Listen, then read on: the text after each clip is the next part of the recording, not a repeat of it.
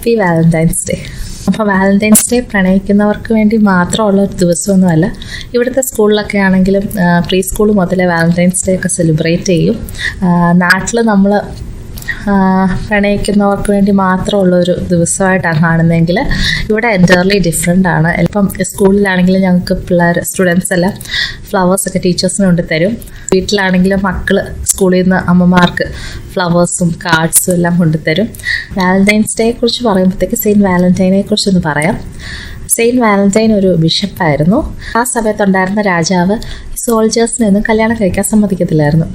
അപ്പോൾ ഇതറിഞ്ഞ saint Valentine ഒരുപാട് പട്ടാളക്കാരുടെ കല്യാണം നടത്തി കൊടുക്കുകയും ഒരുപാട് സ്നേഹിക്കുന്നവരെയൊക്കെ ഒന്നിപ്പിക്കുകയൊക്കെ ചെയ്തുകൊണ്ടിരുന്ന ഒരു ബിഷപ്പായിരുന്നു വാലന്റൈൻ. അപ്പം ഇതറിഞ്ഞ രാജാവ് വളരെ ദേഷ്യത്തിലാവുകയും വാലന്റൈനെ പ്രിസണിൽ അടയ്ക്കുകയും ചെയ്തു. അങ്ങനെ പ്രിസണിലായിരിക്കുന്ന സമയത്താണ് വാലന്റൈൻ ഒരു അന്ധയായ പെൺകുട്ടിയെ കാണാനായിട്ട് ഇടയാകുന്നത്. അങ്ങനെ വാലന്റൈൻ്റെ ആ ബ്ലെസ്സിങ് കാരണം അന്ധയായ പെൺകുട്ടിക്ക് കാഴ്ച തിരിച്ചു കിട്ടുകയും അങ്ങനെ അവർ നല്ല അടുപ്പത്തിലാവുകയും സ്നേഹത്തിലാവുകയൊക്കെ ചെയ്തു. ഇത് രാജാവിന് ഒട്ടും ഇഷ്ടപ്പെട്ടില്ല. അപ്പോൾ ഇതറിഞ്ഞ രാജാവ് വളരെ ദേഷ്യത്തിലാവുകയും അങ്ങനെയാണ് വാലന്റൈനെ എക്സിക്യൂട്ട് ചെയ്യാനിടയാവുകയും ചെയ്യുന്നത്. അപ്പോൾ സെയിൻറ്റ് വാലന്റൈൻ മരിച്ച ദിവസമാണ് നമ്മൾ എല്ലാവരും വാലന്റൈൻസ് ഡേ ആയിട്ട് ആഘോഷിക്കുന്നത്. വാലന്റൈൻസ് ഡേയുടെ കഥ കേട്ടല്ലോ. ഇപ്പം നമുക്കിനി റെസിപ്പിയിലേക്ക് കടക്കാം. 2 വൈറ്റ് ബ്രെഡ്, പിന്നെ കുറച്ച് ടൊമാറ്റോ സോസ്, കുറച്ച് ബട്ടർ, 2 മുട്ട, ആവശ്യത്തിനുള്ള ഉപ്പ്, പിന്നെ ഒരു കുക്കി കട്ടർ. കാണിച്ചു തരാം.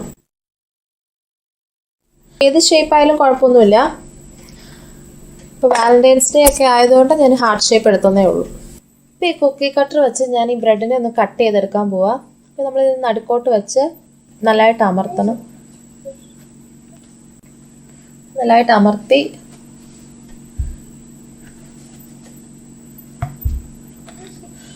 കഴിഞ്ഞിട്ട് വിടിയിച്ചെടുത്താൽ മതി.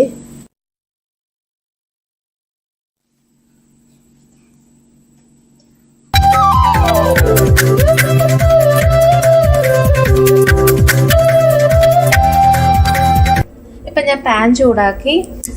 ഇനി നമുക്ക് ഈ ബ്രെഡ് ഒന്ന് ടോസ്റ്റ് ചെയ്തെടുക്കാം. ഇതിനകത്തോട്ട് ഞാനിപ്പോൾ മുട്ട പൊട്ടിച്ചൊഴിക്കാൻ പോവാം. ഈ ഹാർട്ട് ഷേപ്പിൻ്റെ അകത്തോട്ട് വേണം മുട്ട ഒഴിക്കാനായിട്ട്. ഇച്ചിരി ഉപ്പിട്ട് കൊടുക്കാം. ഇച്ചിരി ബട്ടർ തേച്ച് കൊടുക്കാം അതിൻ്റെ സൈഡിൽ കൂടെ.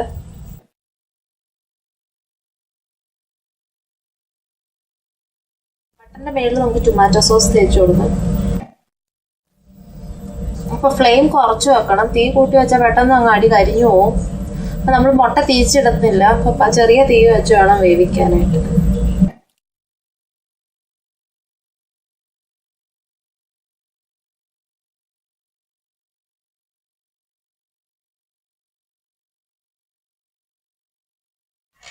നിങ്ങൾക്ക് വേണമെങ്കിൽ ഇതൊന്ന് മൂടി വെക്കാം. ഞാനിപ്പോൾ മൂടി വെക്കുക. അപ്പോഴത്തേക്ക് നമ്മൾ മഞ്ഞ ശരിക്കും പറഞ്ഞാൽ നല്ലതായിട്ട് വേവിക്കണം എന്നല്ലേ. അപ്പം ഏതായാലും മൂടി വെക്കുമ്പോഴത്തേക്ക് ഒന്ന് വേവും.